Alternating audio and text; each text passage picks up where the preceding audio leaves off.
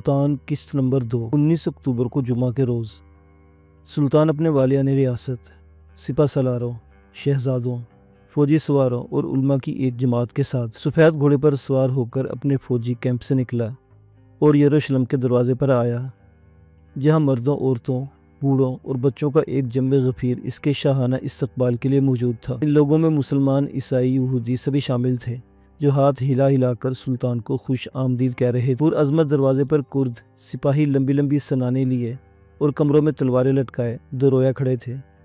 ان کے کھدرے اور غسیلے چہرے روایتی فوجیوں کی طرح سخت اور درست تھے، جنہیں دیکھ کر لوگوں کے دلوں میں خوف کی ایک لہر پیدا ہو جاتی تھی، لیکن انہیں عوام کے ساتھ اکھڑ قسم کا برتاؤ کرنے کی اجازت نہیں تھی۔ وہ اس دستہ خاص کے بہادر تھے جو میدان جنگ میں سلطان کے دائیں لڑتا تھا۔ سب آزمائے ہوئے جانباز تھے، ان کی شجاعت ضرب المثل تھی، کم از کم اتنی بات تو ہر کوئی جانتا تھا۔ ان کے تیر عقابی نگاہوں کی طرح دشمن کا تعاقب کرتے اور ان کی نظریں حریف کے ارادوں کو بھانپ لینے میں بڑی ماہر واقع ہوئی تھی۔ جب سلطان کی سواری دروازے کے سامنے نمودار ہوئی، فرنا کی آواز کے ساتھ ہی کرد سپاہیوں نے ایک خاص انداز میں نیزے اٹھا کر سلامی پیش کی۔ پھر اللہ اکبر کے فلک شگاف نعروں کے درمیان وہ دروازے کے اندر داخل ہوا تو خوش الحان کاریوں نے بے یک زبان صدا لگائی، اللہ اکبر، لا الہ الا اللہ واللہ اکبر وللہ الحمد۔ یہ آواز کچھ ایسے دلگداز اور مترنم لہجے میں بلند ہوئی کہ لوگوں کے دلوں پر خدا کی عظمت اور ہیبت طاری ہونے لگی اور جسم ایک عجیب سی کپکپاہٹ محسوس کرنے لگے۔ سلطان کے آگے آگے ہلالی پرچم، سیاہ علم اور خاص نشانات لہرا رہے تھے۔ جنگ اگرچہ معاہدہ صلح میں تبدیل ہو چکی تھی، اس کے باوجود وہ خود اور زیرہ بختر پہنے ہوئے تھا۔ اس کا ایک ہاتھ گھوڑے کی باگ پر تھا اور دوسرا اس دستہ تلوار پر، جو چرمی زین کے ساتھ کسی قدر اونچی کر کے باندھی گئی تھی تاکہ سلطان اس پر اپنا ہاتھ ٹکا سکے۔ اس کے پیچھے پیچھے عمائدین سلطنت، امراء اور علماء فوجی لباس زیب تن کیے گھوڑوں کی باگیں اٹھائے چلے آ رہے تھے۔ ان میں سب سے آگے سلطان کا شیر دل بھائی ملک العادل سیف الدین تھا، جس نے ہر جنگ میں اپنی مثالی بہادری کے جوہر دکھائے تھے۔ پھر سلطان کے تینوں بیٹے ملک الافضل نور الدین علی، ملک العزیز عثمان اور ملک الظاہر غیاث الدین۔ ان کے بعد سلطان کا جنگجو بھتیجا ملک المظفر تقی الدین عمر اور اس کے دوش بجوش ملک المعظم مظفر الدین والی اربل کی سواری نمودار ہوئی۔ پھر خاندان ایوبی کے دیگر شہزادے گزرے۔ ان کی آمد پر خوش الحان کاری بدستور خدا کی حمد و ثنا کرتے رہے۔ جب شاہزادے اور شاہی خاندان کے افراد اپنے مخصوص پرچموں کے ساتھ گزر چکے تو سلطان فوج کا سپہ سالار کوہ شکن عماد الدین زنگی، والی سجادہ و نصیبن کل سردار امیر سیف الدین مشتوب کے امیت میں عساکر اسلامیہ کا ہلالی پرچم اٹھائے آگے بڑھا۔ اس پرچم کو دیکھ کر دروازے کے کرد محافظوں نے ایک مرتبہ پھر چمکدار نیزے ہوا میں لہرائے اور موز سپاہ کو سلامی دی۔ سلطان کے بعد سلامی کا شرف صرف سپہ سالار ہی کو حاصل تھا۔ اس سلامی کے ساتھ ہی کرنا کی مہیب آواز سے یروشلم کی فضا ایک مرتبہ پھر گونج اٹھی۔ سپہ سالار کے پیچھے پیچھے شہزادہ علاء الدین والی موصل، سنجر شاہ والی جزیرہ، حسام الدین سیارو اور دوسرے والیان سلطنت اور سردار فوجان تھے۔ یہ اپنے اپنے مقامی پھریروں کے ساتھ گزرے۔ پھر کراکوش، جزوی کنوری، ابو الہیجا اور لاجین ایسے امیر آئے۔ شہزادوں، والیان ریاست اور سرداران فوج کے بعد علماء دین کی جماعت جبہ و دستار کی سلوٹوں سے آگے بڑھی۔ ان میں قاضی القضاء بہاؤالدین ابن شداد، سلطان کے سیکرٹری عماد الدین الکاتب، فقی عیسیٰ الحاری اور درویشان مصر و عرب نمایاں تھے۔ یہ سب صاحب قلم ہی نہیں صاحب سیف بھی تھے اور سلطان کے دوش بدوش انہوں نے ہر مارکے میں اپنی بہادری کے جوہر دکھائے، اس لیے فوج میں معزز و محترم تھے۔ انہیں جنگی کونسل کی رکنیت کا شرف حاصل تھا اور سلطان ان سے اپنے جگر گوشوں کی طرح سلوک کرتا تھا۔ علماء کی جماعت تسبیح و سہیل کی صدائیں بلند کرتے ہوئے گزری۔ علماء کی جماعت گزر چکی تو سلطانی فوج کے شامی اور مصری مملوک لمبی لمبی عیالوں والے گھوڑے بڑھاتے دروازے میں داخل ہوئے۔ یہ سب کے سب لوہے میں غرق تھے اور اسی حالت میں جنگ لڑنے کے عادی تھے۔ ان کی حرکت سے ایک عجیب سی جھنکار بلند ہو رہی تھی۔ لوگ ان بہادروں کو دیکھ کر اپنے جسموں میں ایک عجیب سی کپکپی محسوس کرنے لگے اور لوہے کی جھنکار نے ان کے دلوں پر ایک ہیبت سی طاری کر دی۔ آہن پوش ملوکوں کے بعد سانوی سوار نمودار ہوئے۔ اونٹوں کی لمبی لمبی گردنوں میں چمڑے کے تھیلے بندھے ہوئے تھے تاکہ وہ تیر کی بوچھاڑ سے محفوظ رہ سکیں۔ ان کے بے ڈول جسموں سے لمبی لمبی چادریں لٹک رہی تھیں جن کے حاشیے رنگ برنگنے کے پھندوں سے سجائے گئے تھے۔ آگے آگے ساربا نفیری پھونکتا چل رہا تھا۔ اونٹوں کے گھٹوں پر گھنٹیاں بندھی ہوئی تھیں۔ ان کی آواز نفیری کے ترنم کے ساتھ مل کر جیسے رحیل کی آواز پیدا کر رہی تھی۔ اونٹوں پر سبز پوش درویش سوار تھے۔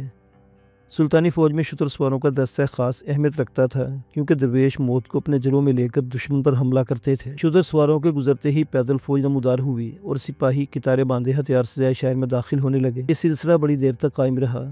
لوگوں نے ہر دستہ فوج کی آمد پر تحسین و تبریک کہی اور یروشلم کی فضا بہت دیر تک اللہ اکبر کے نعروں سے گونجتی رہی۔ یہ تھا سیف الجہاد سلطان صلاح الدین یوسف کے بیت المقدس میں داخلے کا عظیم الشان اور پرہیبت نظارہ، جسے ایشیا اور افریقہ کے قصہ خواں ایک عرصہ تک اپنی محفلوں میں بیان کرتے رہے اور جسے سن کر یورپی بہادروں پر لرزہ سا طاری ہو جاتا تھا۔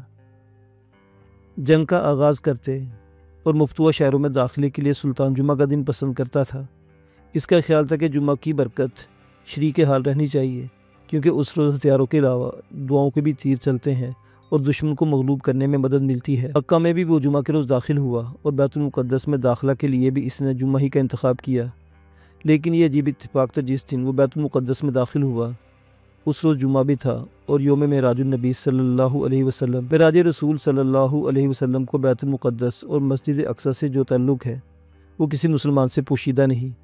عالم اسلامی یہ سعادت صرف صلاح الدین ایوبی کے حصہ میں آئی۔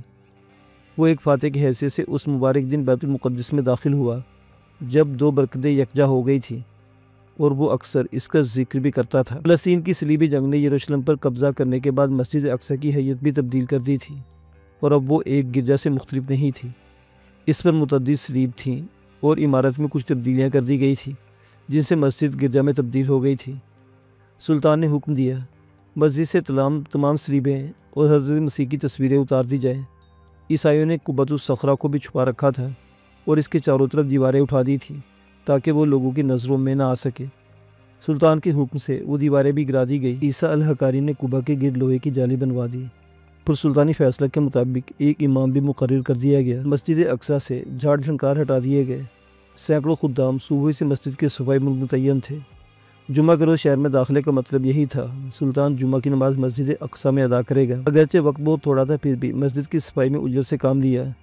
صلیبیں اور تصویریں اتار کر مسجد اور قبۃ الصخرہ کو پانی سے دھویا گیا، فرش بچھائے گئے، جگہ جگہ قندیلیں لٹکائی گئیں اور محراب کی طرف ممبر نصب کیا گیا۔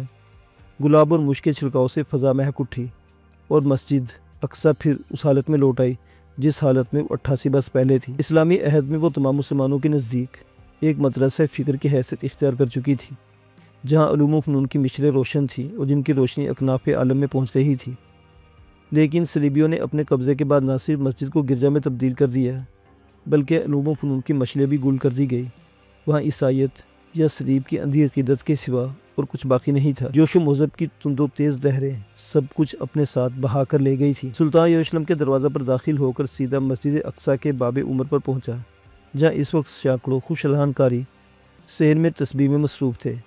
گھوڑوں سے اتر کر اس وقت تک وہ دروازے میں کھڑا رہا جب تک علماء کی جماعت نہیں پہنچ گئی، جس میں بہاؤالدین ابن شداد اور عماد الدین الکاتب، عیسیٰ الحقاری اور قاضی الدین خطیب شامل تھے۔ علماء کی جماعت کے ساتھ اس نے اقصی کے دروازے پر دعا کے لیے ہاتھ بلند کیے، پھر ان کے جلوں میں خود بھی تسبیح و تمجید پڑھتا ہوا مسجد میں داخل ہوا۔ وہ ممبر سے چند قدم ہٹ کر بیٹھ گیا، پھر اس نے اذان کے لیے ہاتھ اٹھایا۔ ایک صدی کے بعد مسجد اقصی اور بیت المقدس کی فضا اللہ اکبر کی پرشکوہ پرعظمت صدا سے گونج اٹھی۔ مؤذن کی آواز بام سے ٹکرائی، اس کی کھرج یروشلم کی اونچی نیچی گھاٹیوں پر لہراتی چلی گئی۔ مسلمان ہی نہیں، اذان کی آواز سن کر عیسائی و یہودی بھی سانس روک کر لا الہ الا اللہ محمد الرسول اللہ کا پیغام سننے لگے۔ اذان ختم ہوئی تو سلطان نے قاریوں کو تلاوت قرآن کا اشارہ کیا۔ سینکڑوں قاری و حفاظ جو ہمیشہ فوج کے ساتھ رہتے تھے، خوش الحانی کے ساتھ تلاوت میں مصروف ہو گئے۔ علماء کی ایک جماعت اسلامی ملکوں سے بھی آئی تھی۔ پھر دوسری اذان کے ساتھ ہی قاضی محی الدین خطیب پر نمودار ہوئے۔ انہوں نے وہ سیاہ خلعت پہن رکھی تھی جو ابن خلدون کے بقول سلطان نے عطا کی تھی۔ مسجد اقصی میں خطابت و امامت کے لیے سلطان کا انتخاب غلط نہ تھا۔ قاضی محی الدین علم و فضل میں اکثر علماء کے استاد تھے۔ تمام لوگوں نے اس انتخاب کی تعریف کی۔ اوشا کی کتاب الروضتین میں وہ خطبہ لفظ بلفظ درج ہے جسے قاضی محی الدین نے سلطان کے حکم پر پڑھا تھا، مگر اس خطبہ سے قطع نظر جہاں ابن کثیر کی ایک روایت کا ذکر زیادہ مناسب ہوگا۔ وہ الکامل میں لکھتا ہے، اماد الدین زنگی کی طرح جہاد کی روح اس کے بیٹے نور الدین زنگی میں بھی کار فرما تھی۔ سلطان نور الدین نے بھی صلیبی حکمرانوں سے جہاد جاری رکھا۔ وہ بیت المقدس کو صلیبی غلبہ سے نجات دلا کر پھر اسلامی شہر بنانا چاہتا تھا۔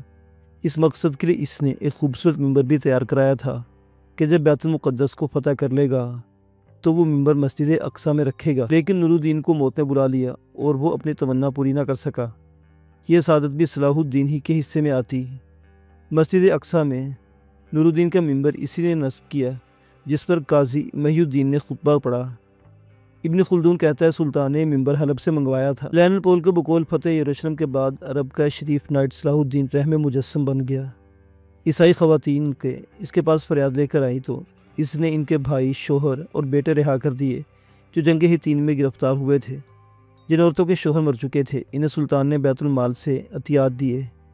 ان کے ساتھ ہمدردی سے پیش آیا، اتنا کچھ دیا کہ ساری عمر محتاج نہ ہو سکیں اور سلطان کے گیت گاتے رہیں۔ کیا تاریخ ایسے فاتح کو پیش کر سکتی ہے جس نے دشمنوں کے ساتھ ایسی رواداری اور محبت کا سلوک کیا ہو؟ یہ صرف صلاح الدین تھا، عرب کا معزز نائٹ۔ سقوط یروشلم کے بعد اس نئی صلیبی مملکت کی بنیادیں اکھڑ گئی تھی جو ایک صدی قبل مسلمانوں کے وحشیانہ قتل و غارت گری کے بعد معرض وجود میں آئی تھی، اور مسلمان اس سرزمین پر دوبارہ قابض ہو چکے تھے جس کی مٹی لاکھوں شہیدوں کا خون جذب کر چکی تھی۔ شام و فلسطین کے عیسائی شہزادے نائٹ اور سردار مختلف لڑائیوں میں کام آ چکے تھے یا بحیرہ روم کے ساحل پر مسیحی ریاست سور کی طرف بھاگ گئے تھے، جہاں مارکوس کونرڈ مفرور سربیوں کو محض اس لیے خوش آمدید کہہ رہا تھا کہ ان کی مدد سے اپنی ریاست کو مسلمانوں کی یلغار سے محفوظ رکھ سکے۔ اسلامی فتوحات سے نہ صرف صلیبی سلطنت کے منصوبے خاک میں مل گئے تھے بلکہ عربوں پر عیسائی تسلط کے ارادے بھی دیوانے کا خواب بن کر بکھر گئے، اور اب عیسائی خود امان ڈھونڈتے پھرتے تھے۔ یوں تو ہر سچے عیسائی کو صلیبی مقاصد کی ناکامی کا بڑا دکھ تھا، لیکن مسلسل شکستوں اور یروشلم ہاتھ سے نکل جانے کا جو چرکا تقدس مآب بطریق اعظم پطرس ثانی کے دل پر لگا وہ ناقابل بیان تھا۔ دوسرے لفظوں میں اسقف اعظم کی روحانی عظمت کا آفتاب غروب ہو گیا تھا، اور اس کی حیثیت اب ایک عام عیسائی سے مختلف نہیں تھی جو 10 اشرفی زر فدیہ ادا کر کے کسی دوسرے شہر کا رخ کر سکتا تھا۔ فلسطین میں صلیبی مملکت کے قیام کے بعد ہرکلیس مشرقی کلیسا کا پیشوا اعظم تسلیم کیا جاتا تھا جسے رومی اور یونانی کلیساؤں کی تائید و حمایت حاصل تھی۔ اس کی حیثیت ایک ذیشان بادشاہ سے کم نہ تھی جس کے جلوں میں ہزاروں اساقفہ اور بطارکہ سرنیہوڑے چلتے تھے، بلکہ یروشلم کی تمام سیاست اسی کے اشارے پر رقص کرتی تھی۔ شاہ یروشلم کے بعد اس کا حکم چلتا تھا، لیکن بیت المقدس کی فتح کے بعد وہ اپنے آپ کو بے بس محسوس کرنے لگا۔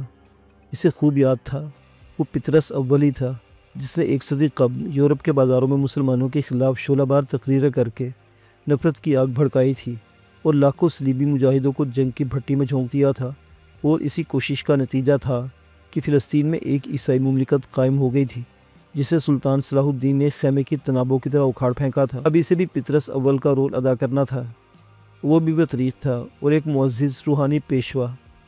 یقیناً لوگ اس کی آواز سنیں گے اور ایک مرتبہ پھر عیسائیوں کے لشکر اس شہر پر ٹوٹ پڑیں گے جہاں اس کے مذہبی اقتدار کا چراغ گل ہوا تھا۔ اس نے یروشلم سے ہجرت کا فیصلہ کر لیا۔ پھر کلیساؤں کا تمام سامان، سونے چاندی کے ہدیے، مقدس ظروف، نذرانوں کی رقم، مہد مسیح پر چڑھانے کے زر و جواہر، قیمتی پارچہ اکٹھے کیے اور تخت سفر باندھا۔ اس سارے سامان کی مجموعی قیمت 4 لاکھ دینار سے کم نہ تھی۔ اس نے تمام سامان گھوڑوں اور خچروں پر لدوا دیا۔ راہبوں کی ایک مختصر سی جماعت ہمراہ لی اور اپنی نوجوان اور حسین لڑکی جولیا کو ساتھ لے کر سور تک جانے کے لیے گھر سے باہر نکلا، مگر اسقف اعظم کی سواری کی شان سب سے مختلف اور نرالی تھی۔ کلیساؤں کے بے شمار راہب، بطریق اور اسقف اپنے پیشوا اعظم کو الوداع کہنے کے لیے یروشلم کے بڑے دروازے پر جمع ہو گئے تھے۔ ان میں سینکڑوں عقیدت مند اور مفلوک الحال عیسائی بھی شامل تھے جو اس آرزو کے ساتھ اسے رخصت کرنے آئے تھے کہ بزرگ بطریق کی آخری دعائیں لے سکیں۔ ان میں عورتیں بھی تھیں جنہوں نے جولیا کے ارد گرد ایک گھیرا ڈال رکھا تھا اور اس حسین راہبہ سے برکت حاصل کر رہی تھی۔ مذہبی احساسات میں جولیا اپنے باپ کی دوسری تصویر تھی۔ اسے صرف یروشلم ہاتھ سے نکل جانے کا صدمہ نہیں تھا، وہ ان ہزاروں غریب عیسائیوں کے لیے بھی بے حد پریشان تھی جو فدیہ کی رقم ادا کرنے کی استطاعت نہیں رکھتے تھے۔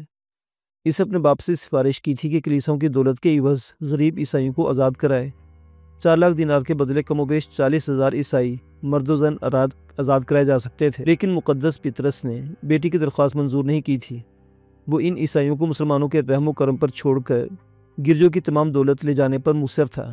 اس نے کھلے لفظوں میں کہا تھا، کلیساؤں کی دولت ایک مقدس امانت ہے اور میں اس امانت میں کسی حالت میں بھی بے دین و گمراہ مسلمانوں کے قبضے میں نہیں جانے دوں گا۔ اسقف اعظم کا فیصلہ اٹل تھا اور جولیا مایوس و غمگین ہو گئی تھی۔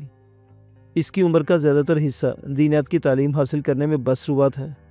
اس نے زندگی دین مسیح کے لیے وقف کر رکھی تھی اور جنگ کے پرآشوب دنوں میں عیسائی لشکروں کی فتح و حکمرانی کے لیے رو رو کر دعائیں کی تھیں، لیکن ان کا نتیجہ کیا نکلا؟ ہر مقام پر عیسائیوں کی شکست، ایک عبرتناک ذلت، ارض فلسطین سے صلیبی حکومت کا خاتمہ۔ اب صرف بحیرہ روم پر سور کی عیسائی ریاست باقی تھی، یا جنوبی ساحل پر چند قلعے تھے جنہیں مسلمان بڑی آسانی کے ساتھ فتح کر سکتے تھے۔ البتہ شام کے علاقے میں ساحلی شہروں پر عیسائی مضبوطی کے ساتھ قابض تھے، لیکن سلطانی حکومت کا دارالسلطنت چونکہ دمشق قرار پا چکا تھا، اس لیے عیسائی ارض شام کو بھی غیر محفوظ سمجھ کر سور کی طرف بھاگ رہے تھے۔ مقدس پطرس کی پہلی منزل بھی یہی ریاست تھی۔ جو لوگ پطرس اور جولیا کو رخصت کرنے آئے تھے ان کی آنکھیں بھیگی ہوئی تھیں۔ خود جولیا کے آنسو رواں تھے اور وہ آہستہ آہستہ چلتی یروشلم کے در و دیوار کو بڑی حسرت و یاد سے دیکھ رہی تھی، جسے اس شہر سے جدائی کا صدمہ اس کا سینہ فگار ہو رہا تھا۔ وہ راہب ارکز جو اس مقدس قافلہ میں شریک پطرس کے ساتھ جا رہے تھے، سر نہوڑے یوں خاموش چل رہے تھے گویا کسی جنازے کے ساتھ جا رہے ہوں۔ ان کے چہرے غمگین تھے اور نگاہیں اداس۔ عہد مسیح سے جدائی کے احساس نے ان کے مذہبی جذبے بری طرح مجروح ہو رہے تھے۔ پطرس اور جولیا اس ہجوم میں سب سے آگے تھے۔ راستے میں جہاں کہیں کسی گرجے کی مخلوط سی چوٹی نظر آئی، راہبوں کا قافلہ ایک لمحے کے لیے رک جاتا اور دعائیں پڑھنے کے بعد پھر چل پڑتا۔ قریباً آدھے گھنٹے بعد یہ ہجوم یروشلم کے بڑے دروازے بیت اقصی کے قریب پہنچا تو جہاں مسلمانوں کا ایک دستہ فدیہ وصول کرنے پر متعین تھا اور شہر چھوڑنے والے عیسائیوں کو باہر نکلنے میں مدد دے رہا تھا۔ جب کلیساؤں کے مال و منال سے لدی سواری دروازے کی طرف ہانکی گئی اور ایک فوجی افسر نے انہیں روک لیا، یہ سامان نہیں جا سکے گا، عیسائیوں کو شہر چھوڑنے کی اجازت ہے، بھاری سامان لے جانے کی نہیں۔ کنیسہ سہون کا نوجوان بطریق جوزف آگے بڑھا۔ اس نے بتایا، یہ ذاتی سامان نہیں بلکہ یروشلم کے عیسائیوں کے مقدس ظروف ہیں جنہیں اسقف اعظم اپنے ہمراہ لے جا رہے ہیں، اور مسلمانوں کے سلطان نے مال و اسباب لے جانے پر کوئی پابندی نہیں لگائی۔ بے شک ذاتی مال و اسباب لے جانے پر کوئی پابندی نہیں، مسلمان افسر کہنے لگا، لیکن کلیساؤں کا سامان کسی کا ذاتی سرمایہ نہیں ہو سکتا۔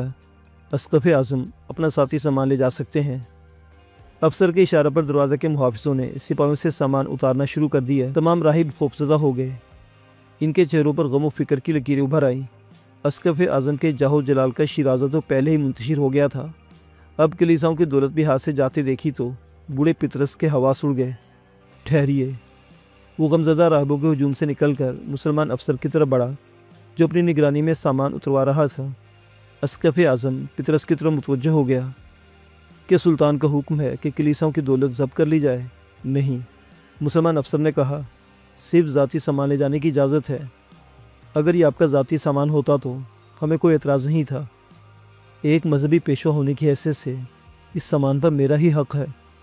پطرس نے بڑے نرم لہجہ میں سمجھانے کی کوشش کی، مگر مسلمان افسر پر اس کا کوئی اثر نہ ہوا۔ اس نے کہا، اس کا فیصلہ سلطان معظم ہی کر سکتے ہیں کہ کلیساؤں کے سامان پر کس کا حق ہے، تو کیا ہمیں سلطان سے اجازت حاصل کرنی چاہیے؟ بے شک، مسلمان افسر نے پطرس کی طرف دیکھتے ہوئے کہا، ہمیں آپ کا احترام بھی لازم ہے اور اپنا فرض بھی عزیز ہے۔ آپ کو سلطان علی کی بارگاہ تک پہنچا دیا جائے گا، جو کچھ کہنا ان سے کہیے، ہم سلطان علی کے حکم کی تعمیل کریں گے۔ لیکن پطرس سلطان کے حضور جانے پر تیار نہ تھا۔ وہ شرمندہ تھا، جس دشمن کے خلاف اس نے جہاد کا فتویٰ دیا اور عیسائی بادشاہوں کو جنگ پر اکسایا، اب اس کے سامنے کیا منہ کو لے کر جائے۔ اس نے بطریق جوزف سے کہا وہ سلطان کے فوجی کیمپ جائے اور عرض داشت پیش کرے۔ ایک مذہبی دیوانہ ہونے کی وجہ سے جوزف بڑا ہوشیار، چاقو چوبند اور موقع محل کے مطابق گفتگو کرنے والا اور یروشلم کے کلیساؤں کے محافظ کی حیثیت سے اسی شہر میں ٹھہرانے والا تھا، اس لیے مقدس پطرس کے نزدیک اسی کا سلطان کے حضور جانا مناسب تھا۔ مسلمان افسر کے اشارے پر اس نے ایک گھوڑا سنبھالا اور اچک کر سوار ہو گیا۔ جوزف سلطان کے سامنے نرمی سے گفتگو کرنا، پطرس نے اسے نصیحت کی اور وہ مسلمان افسر کے ساتھ دروازے سے باہر نکل گیا۔ اسلامی کیمپ شہر پناہ سے صرف ایک کوس کے فاصلے پر تھا۔ اسقف اعظم نے سامان کی حفاظت کے لیے چند راہبوں کو وہیں چھوڑا اور خود جولیا کو ساتھ لے کر گھر کی طرف چل دیا۔ وہ انتظار کی گھڑیاں شہر کے دروازے پر نہیں گزارنا چاہتا تھا، ویسے بھی اس کا خیال تھا سلطان مال و اسباب کی ضبطی کا حکم نافذ کرے گا۔ اس صورت میں لوگوں کے سامنے یروشلم سے خالی ہاتھ نکلنا گویا اپنی ذلت و رسوائی کا اعلان کرنا تھا۔ ہم رات کو سفر کریں گے، اس نے جولیا کے سامنے وضاحت کرتے ہوئے کہا۔ جولیا کے چہرے پر کسی گہرے صدمے کے سائے رینگ رہے تھے۔ غالباً اسے دکھ کھایا جا رہا تھا کہ اگر مذہبی دولت کی عوض نادار عیسائیوں کو آزاد کر لیا جاتا تو شاید یروشلم کے دروازے پر یہ افسوسناک واقعہ پیش نہ آتا۔ ظاہر ہے کہ کلیساؤں کی دولت کسی کی کام نہ آ سکی۔ مسلمان یقیناً اسے ضبط کر لیں گے، لیکن مصیبت تو یہی تھی۔ مقدس پطریک نے عیسائیوں کی دولت پر آزادی کو ترجیح دی تھی۔ اب نہ دولت رہے گی، نہ عیسائی آزاد ہو سکیں گے۔ جولیا نے بھاری قدموں کے ساتھ گھر کی طرف رخ کیا۔ وہ بے حد اداس اور پریشان تھی۔ پطرس کے مکان سے باہر ایک ہجوم اکٹھا ہو گیا تھا۔ لوگ بیت الاقصیٰ کے واقعے پر اظہار افسوس کر رہے تھے۔ بعض کے نزدیک مسلمان افسر کا اقدام حق بجانب تھا۔ معاہدہ کی روح سے عیسائیوں کو جان اور ان کے ذاتی مال کی اجازت دی گئی تھی، اور کلیساؤں کا سامان کسی ذاتی ملکیت کی حیثیت نہیں۔ اس لیے مسلمان اسے شہر سے باہر کیوں جانے دیں گے؟ کیا کلیسا ثابت و قائم ہے؟ مگر راہب کہہ رہے تھے اس مقدس سامان کا مسلمانوں کے قبضے میں چلے جانا مسیحی دین کی توہین ہے۔ مکان کے اندر بزرگ پطرس کو اطلاع پہنچ گئی کہ لوگ اس کے متعلق بڑی متضاد باتیں کر رہے ہیں۔ اس بحث و تمہیز سے مذہبی تقدس مجروح ہونے کا اندیشہ تھا۔ وہ ایک لمبا چوغا پہنے دروازے پر آیا۔ لوگ اسے دیکھتے ہی خاموش ہو گئے۔ پطرس مدھم اور نحیف آواز میں بولا، بھائیو، میرا سفر فی الحال ملتوی ہو چکا ہے۔ میں سلطان کے حکم کا انتظار کر رہا ہوں۔ تم اپنے گھروں کو جاؤ، تمہیں میری روانگی کی اطلاع ہو جائے گی۔ لوگ منتشر ہونے لگے، لیکن جب وہ اپنے کمرے میں داخل ہوا، لوگوں کی باتیں اس کے دماغ کے مختلف گوشے میں مکھیوں کی طرح بھن بھن آ رہی تھی، اور احساس کی شدت سے دل ڈوبتا محسوس ہوا۔ عزت اور دولت، آخر اب اس کے پاس باقی کیا رہ گیا تھا؟ جولیا نے اس کے ذہنی کرب کا اندازہ لگا لیا۔ وہ بولی، میں تو پہلے ہی کہتی تھی، اس دولت کے عوض ہزاروں عیسائی مسلمانوں کے پنجے سے چھڑائے جا سکتے تھے، مگر افسوس آپ نے میری بات نہ مانی۔ تم ابھی نادان ہو جولیا۔ بوڑھے پطرس نے بیٹی کے قریب آتے ہوئے کہا، میں ایک لمبے سفر کا ارادہ رکھتا ہوں۔ اس سفر میں یہ دولت کام آئے گی، لیکن آپ تو کہتے تھے کہ ہمیں صرف سور تک جانا ہے۔ بے شک ہم کچھ دن سور میں قیام کریں گے، اور پھر؟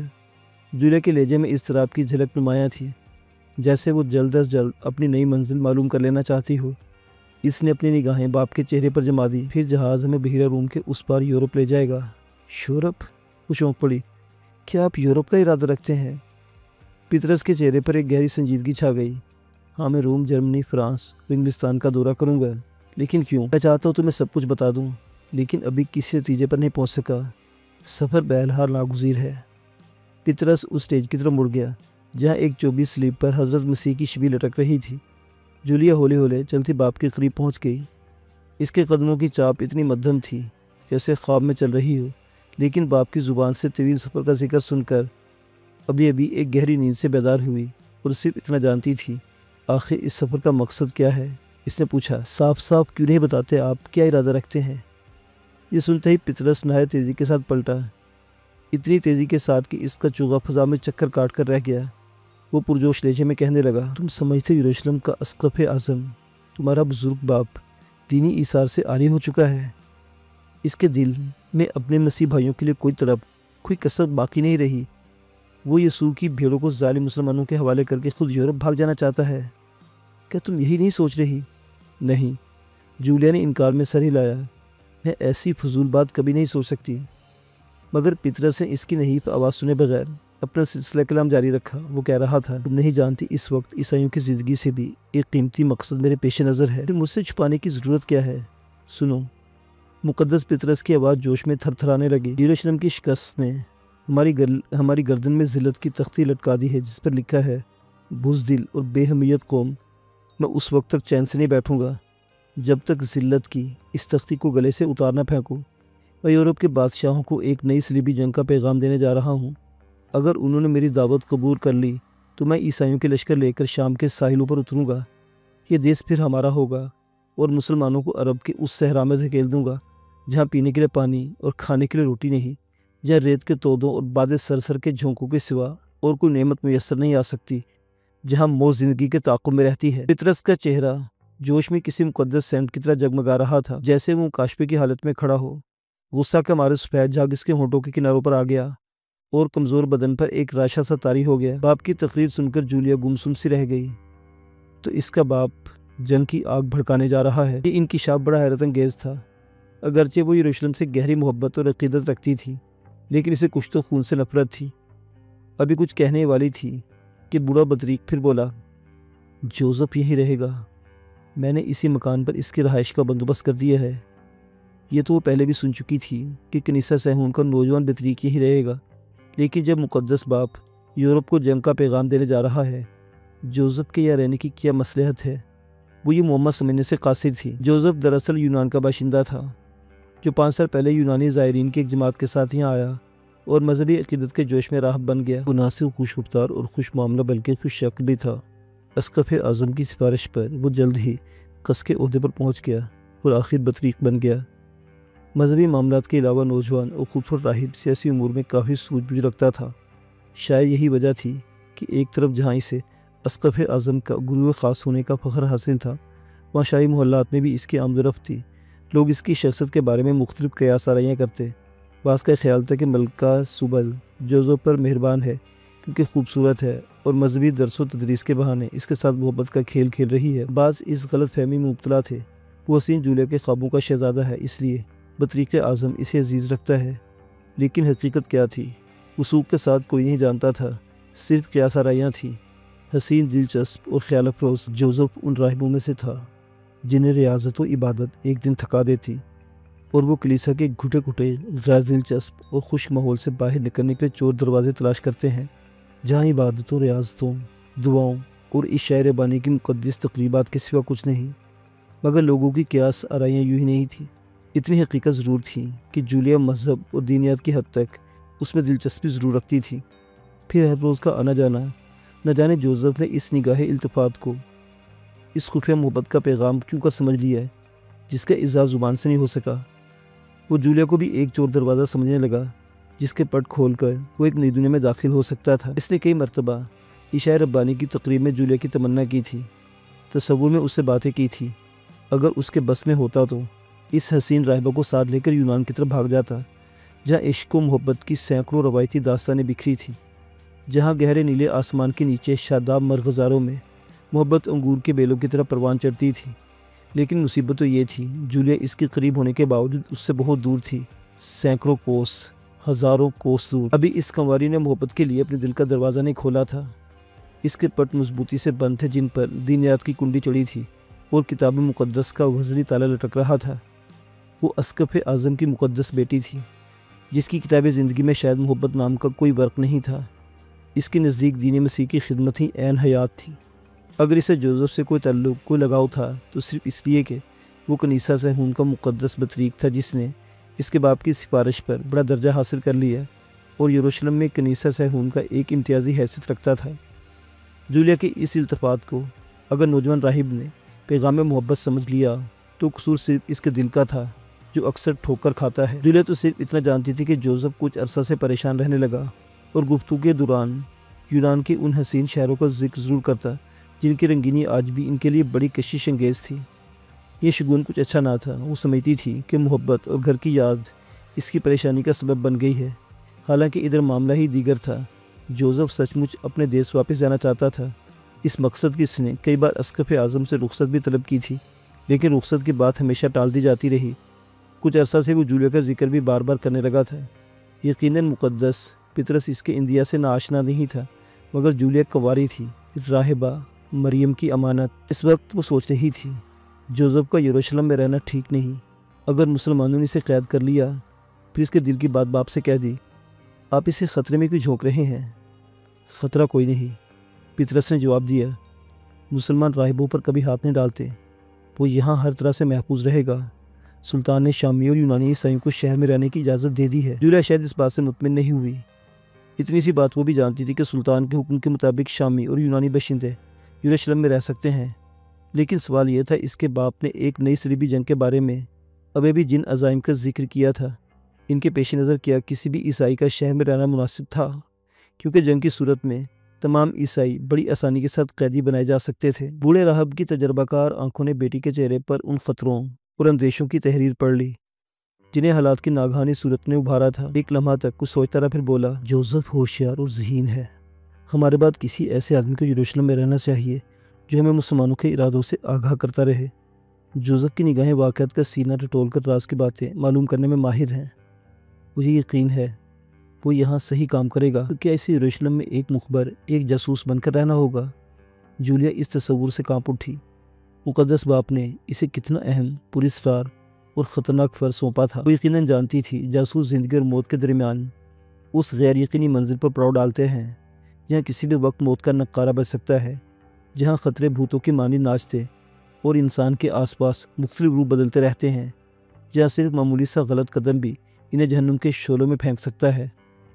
وہ نہیں چاہتی تھی جوزف اس جوانی کے عالم میں اس بھیانک وادی کا سفر کرے جہاں موت گھاس کی طرح اگتی اور کاٹی جاتی ہے، اور اس سے تھر تھراتے لہجے میں کہا، یہ فرض کسی ادارے کے سپرد نہیں کیا جا سکتا۔ جوزف ایک راہب ہے، سلیب کا سچا پرستار، اور آپ جان چکے ہیں دین مسیح کے سچے پرستاروں کو بے دین مسلمان کس بے دردی کے ساتھ شہید کرتے ہیں کہ آپ مسلمانوں کے سلطان کا وہ حکم بھول گئے جس میں اس نے اپنے سپاہیوں کو تاکید کی تھی کہ وہ ہولی کراس کے رضاکاروں کو زندہ نہ چھوڑیں۔ تمہیں جوزف کی فکر نہیں ہونی چاہیے، خداوند اس کی حفاظت کرے گا، پطرس نے پرسکون لہجے میں جواب دیا۔ ہولی کراس کے رضاکاروں کے متعلق سلطان کے احکام بے شک وحشیانہ ہیں، مگر میں جانتا ہوں مسلمان راہبوں اور عیسائی عالموں کی عزت کرتے ہیں۔ میں نے جوزف کو سلطان کی خدمت میں اس لیے بھیجا ہے کہ وہ راہ و رسم کی بنیادیں ڈال سکے، ضرور کچھ نہ کچھ کر کے لوٹے گا۔ کلیساؤں کی دولت شاید واپس نہ مل سکے، لیکن اس بہانے جوزف سلطان سے تعارف ضرور کر لے گا، اور میں یہی چاہتا ہوں یہ تعارف 4 لاکھ دینار میں بھی مہنگا نہیں۔ تو کیا یروشلم ایک بار پھر جنگ کا ایندھن بنے گا؟ صلاح الدین اپنی عظمت کا محل اس سرزمین پر تعمیر کرنا چاہتا ہے جس کی چھاتی کھولتے ہوئے لاوے کی طرح دھڑک رہی ہے۔ یروشلم شہر نہیں، ایک آتش فشاں ہے جو اس سے پہلے بھی کئی مرتبہ پھٹ چکا ہے۔ تم ابھی بچی ہو، شاید مستقبل کے نوشتے نہ پڑھ سکو، اس کے لیے زندگی کا تجربہ ضروری ہے، اور میں جو عمر کے 70 کٹھن موسم جھیل چکا ہوں خوب جانتا ہوں مسلمان ہمیشہ اس شہر پر قابض نہ رہ سکیں گے۔ جولیا میری نگاہیں آسمان سے اترتی ہوئی ان فوجوں کو دیکھ رہی ہیں جو خداوند کے اس مقدس شہر کو آزاد کرائیں گی۔ یروشلم کا دروازہ پر پھر صلیبی پرچم لہرائیں گے، اور اس کی فضا ایک بار پھر داؤد کے نغموں سے معمور ہو جائے گی۔ مقدس بطریق کے سینہ میں شاید آسمانی نور کا کوئی غرق کھل گیا تھا، اس کا چہرہ جوش ایمان سے چمک اٹھا تھا۔ جولیا کی نگاہوں کے سامنے چند ستارے ٹوٹ کر رہ گئے۔ پطرس عقب دروازہ کی طرف گھوم گیا۔ وہ کہہ رہا تھا، آج وقت کی رفتار بہت سست معلوم ہوتی ہے، پھر بھی جوزف آتا ہی ہوگا۔ اگر ہمیں سامان لے جانے کی اجازت مل گئی تو ہم ابھی روانہ ہو جائیں گے، ورنہ ہارے ہوئے سپاہی کی طرح یروشلم کے اسقف اعظم کی شکست کو بھی رات کے اندھیرے کا آسرا لینا پڑے گا۔ میں نہیں سمجھ سکی۔ اندھیرا ناکامی کی سیاہی کو چھپا لیتا ہے، ناکامی کی صورت میں ہمارے لیے رات کا سفر ہی مناسب ہوگا۔ شاید یروشلم میں مجھے اپنا دل بھی دفن کر کے جانا پڑے گا۔ یہ کہہ کر وہ لمبے لمبے ڈگ بھرتا ہوا کمرے سے باہر نکل گیا۔ جولیا اس بھٹکی ہوئی روح کی مانند نرم قدموں سے ساتھ سٹیج کے قریب پہنچ گئی جو مقام ارضی سے نامعلوم سمت پرواز کرنے والی ہو۔ چند لمحے پیشتر اس پر کیسے اہم اور حیرت انگیز انکشافات ہوئے جن کا وہ تصور بھی نہیں کر سکتی تھی۔ اس وقت اس کا ذہن کسی اندیکھی فضا میں اڑا جا رہا تھا، بلکہ کبھی کبھی یوں محسوس ہونے لگتا جیسے اس کا دماغ کہیں کھو گیا ہو، جیسے وہ اسے کسی جگہ رکھ کر بھول گئی ہو اور اب یاد نہیں آ رہا تھا اسے اپنا دماغ کہاں رکھ دیا تھا۔ بالکل عجیب سا احساس تھا جو اسے خوابی پرندوں کی طرح نادیدہ جزیروں میں اڑائے پھر رہا تھا۔ اگرچہ پطرس نے جوزف کے متعلق اسے یقین دلانے کی کوشش کی تھی کہ وہ یروشلم میں بالکل محفوظ رہے گا، لیکن نہ جانے کیوں جولیا کو رہ کر بس اسی کا خیال ستا رہا تھا۔ کیا یہ بات حیرت انگیز نہیں تھی؟ اس نے راہب ہونے کے باوجود جاسوس بننا منظور کر لیا تھا۔ بیچارہ جوزف، یقیناً اس کی زندگی خطرے کے دروازوں پر دستک دے رہی ہے، لیکن جولیا کو کیا معلوم یونانی راہب نے یہ خطرہ کس قیمت پر مول لیا تھا۔ اگر اس راز سے واقف ہوتی کہ اس بھیانک خطرے کی حسین قیمت وہ خود ہے اور بوڑھے پطرس نے جوزف کے فرائض کی قیمت جولیا ہی ٹھہرائی ہے، تو شاید اس کی دل کی دھڑکنیں بند ہو جاتی، نبضوں میں خون کی گردش رک جاتی، یا کائنات کی گردش تھم جاتی، خواہ ایک ساعت کے لیے صحیح۔ مگر ناسمجھ لڑکی جس نے دینیات کے سوا اور کچھ بھی نہیں سیکھا تھا، زندگی کے اس رموز موز کیوں کر سمجھ سکتی؟ وہ نادان کیا جانتی تھی؟ جب انسان کے دل میں مذہب کا کھولتا لاوا سرد پڑ جاتا ہے تو پتھر کی صورت میں منجمد ہو جاتا ہے، پھر ضرورتوں اور حاجتوں کے دامن پھیلنے لگتے ہیں۔ انسان کے اندر سویا ہوا حیوان جاگ اٹھتا ہے، اور تقدس کے مقام پر پہنچتے ہوئے قدم جب لڑکھڑاتے ہیں تو بس لڑکھڑاتے ہی چلے جاتے ہیں۔ اسے کیا خبر تھی؟ ضرورت خواہ مذہبی ہو یا سیاسی، قومی ہو یا ذاتی، انسان کو ترازو میں تول کر رکھ دیتی ہے، اور وہ ایک حسین عورت یا اشرفیوں کے چند توڑوں کے عوض بک جاتا ہے۔ جولیا کو کوئی صدمہ تھا اس بات کا کہ وہ یروشلم چھوڑ رہی ہے۔ اگر کوئی دکھ تھا تو صرف یہ کہ شکست نے بڑے بڑے نامور انسانوں سے ان کا مرتبہ چھین لیا تھا، اور وہ سب کے سب اپنی تمنائیں، اپنے ارادے، بلکہ اپنا آپ یروشلمی کی خاک میں دفن کر کے شہر کے دروازوں سے نکل رہے تھے۔ ان میں اس کا اپنا باپ اور دین مسیح کا محافظ اسقف اعظم پطرس ثانی بھی تھا۔ آہ یروشلم، جس کے در و دیوار کے ساتھ اس کے ہزاروں عقیدتیں وابستہ تھیں، جس کی فضا میں اس نے زندگی کے 17-18 سال گزارے تھے، اب اسے اپنے بازو سے جدا کر رہا تھا، جیسے وہ پھر کبھی نہ مل سکیں گے۔ تھوڑی دیر پہلے اس نے اپنے بوڑھے باپ کی باتیں سن کر دل کے گوشواروں میں نئے خطروں کی دھمک محسوس کی تھی۔ اس کے احساس کے نازک تار جھنجھنا اٹھے تھے، اور ایک عجیب سی موسیقی آپ سے آپ فضا میں بکھر گئی تھی۔ وہ محسوس کرنے لگی تھی کہ کچھ نہ کچھ ہونے والا ہے، ورنہ مقدس باپ کی آنکھوں میں وہ روشنی کہاں سے آئی جو اس کی نگاہوں کے عمق میں ٹوٹے ستارے کی مانند لکیر کھینچتی ہوئی ناچ اٹھی تھی۔ اسی احساس سے سرشار وہ اسٹیج کے قریب پہنچ کر سلیب کے سامنے دوزانو ہو گئی، جس پر پاک مریم کا پلوٹھا بے کسی کی حالت میں لٹک رہا تھا۔ جولیا کی آنکھوں میں گرم پانی کی ایک لہر اٹھی، پھر خود بخود آنسوں کی شکل اختیار کر گئی۔ اس کے دل میں مختلف قسم کے جذبات گڈمڈ ہو کر رہ گئے، عیسائیوں کی پہم اور لگاتار شکستیں، سقوط یروشلم، شہر سے انخلا، اور اپنے بزرگ و محترم باپ کے مذہبی جاہ و جلال کی انہدام۔ یہ سب صدمے جولیا، ایسی حساس، نازک اور مضطرب مزاج لڑکی کو رلانے کے لیے کافی تھے۔ اسے یاد تھا کہ یروشلم کے راہبوں اور قواریوں کو یہ راز کی بات بزرگ باپ نے ہی بتائی تھی۔ وہ آنسو جو تم خدا کے بیٹے یسوع مسیح کے لیے بہاؤ گے، ہیروں اور موتیوں سے زیادہ قیمتی ہے۔ اس کے قیمتی آنسو خداوند کے حضور گر رہے تھے، اور تھرتھراتے ہونٹوں پر صرف ایک فکرہ تھا، نجات، اے خداوند، نجات۔ اچانک اس نے اپنی پشت پر دروازہ کھلنے کی آواز سنی، پھر پلٹ کر دیکھا تو جوزف اس کے سامنے کھڑا تھا۔ اس کے لبوں پر مسکراہٹ دیکھی، چند لمحوں کے اپنی دعا بھول گئی۔ کیا خبر خداوند نے اس کی دعا قبول کر لی ہو، دکھوں سے نجات کی کوئی راہ نکل آئی ہو۔ مقدس باپ کہاں ہے جولیا؟ جوزف اس کے قریب آ گیا۔ اس کی آنکھوں میں ایک عجیب سی چمک تھی، اور ہاتھوں میں ایک قیمتی خلعت۔ وہ دوسرے کمرے میں تمہارا ہی انتظار کر رہے ہیں۔ جولیا بھی اس سے کلیساؤں کے سامان کے متعلق پوچھنے والی تھی۔ اسی لمحے ہرکلیس تیزی سے پردہ ہٹا کر دروازے پر نمودار ہوا۔ کیا خبر لائے ہو جوزف؟ بوڑھے راہب کی آواز تھرتھرا رہی تھی۔ سلطان نے سامان لے جانے کی اجازت دے دی ہے مقدس باپ۔ پھر جوزف نے اپنی ڈھیلی ڈالی قبا کی جیب سے پیپرس کا ایک کاغذ نکال کر اس کی طرف بڑھایا اور کہنے لگا، سلطان نے آپ کی حفاظت کے لیے یہ پروانہ بھی عطا کیا ہے، راستہ میں مسلمانوں کو کوئی فوجی دستہ آپ کو پریشان نہ کر سکے۔ یہ خوشخبری سن کر ہرکلیس کے چہرے پر مسرت کی ایک لہر دوڑ گئی۔ اس نے کھلی آستین والا بازو لہرایا اور چوبی کرسی کی طرف اشارہ کرتے ہوئے کہا، بیٹھ کر مجھے ساری گفتگو تفصیل سے سناؤ۔ میں تو سمجھا تھا وہ سامان کی ضبطی کا حکم جاری کرے گا، لیکن تم میری حفاظت کا پروانہ بھی لے آئے ہو۔ معلوم ہوتا ہے یہ میری دعاؤں کا اثر ہے۔ ہاں، یہ ایک معجزہ ہی ہوا ہے۔ معزز سامعین و ناظرین، داستان ابھی جاری ہے۔